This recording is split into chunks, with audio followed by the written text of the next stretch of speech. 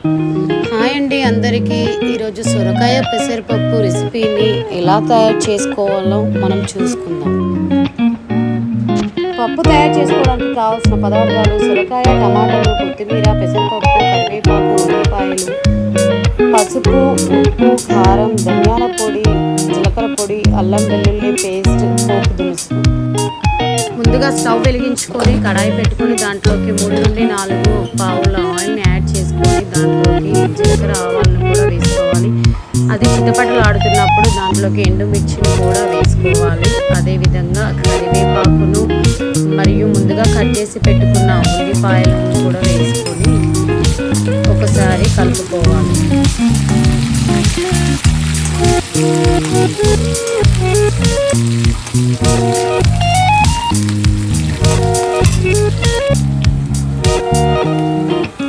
ఇప్పుడు దాంట్లోకి అల్లం వెల్లుల్లి పేస్ట్ వేసుకొని పచ్చి వాసన అంతా పోయే వరకు బాగా వేయించుకోవాలి.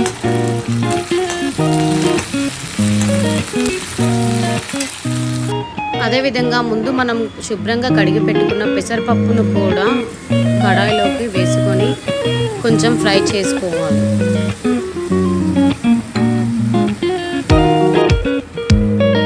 ఒక 2 నుండి 3 నిమిషాల తర్వాత మళ్ళీ మనం అన్నీ వేసుకున్న మిశ్రమాన్ని మరి ఒకసారి కలుపుకొని దాంట్లోకి ముందుగా మనం చిన్న చిన్న ముక్కలుగా కట్ చేసి పెట్టుకున్న సొరకాయ ముక్కలని పెసరపప్పు మిశ్రమంలో వేసుకోవాలి.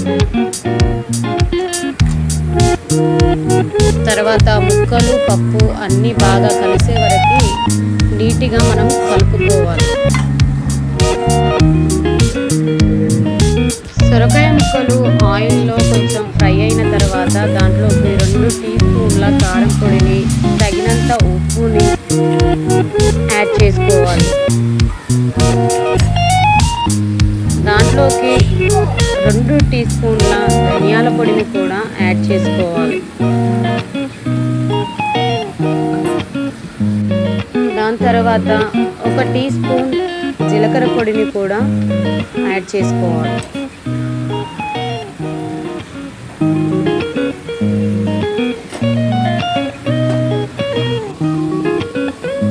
ఇప్పుడు 1/2 టీ స్పూన్ పసుపును కూడా యాడ్ చేసుకోవాలి.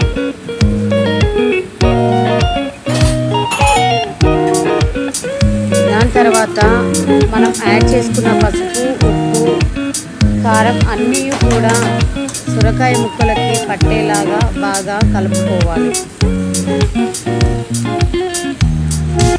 అలా కలుపుకున్న తర్వాత 5 నుండి 6 రెమ్మల చింతపండును కూడా మనం యాడ్ చేసుకోవాలి. టేస్ట్ చాలా బాగుంటుంది చింతపండు యాడ్ చేసుకోవడం వల్ల.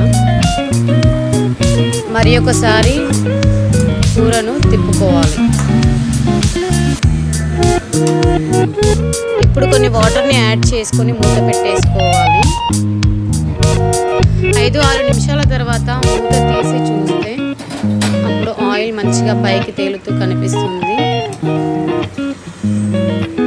కూరను మరి ఒకసారి బాగా కలుపుకోవాలి. అడుగు అంటకుండా మధ్య మధ్యలో కలుపుతూ ఉండాలి.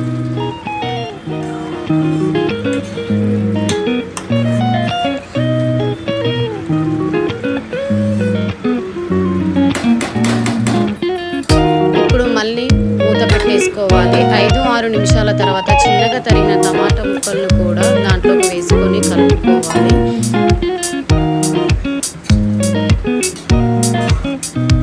చివరగా మనం కొత్తిమీరను వేసుకొని బాగా కలుపుకోవాలి. అంతే అండి, సొరకాయ పెసరపప్పు కర్రీ రెడీ. మీరు మా ఛానల్ని లైక్ చేయండి, షేర్ చేయండి, సబ్స్క్రైబ్ చేయండి.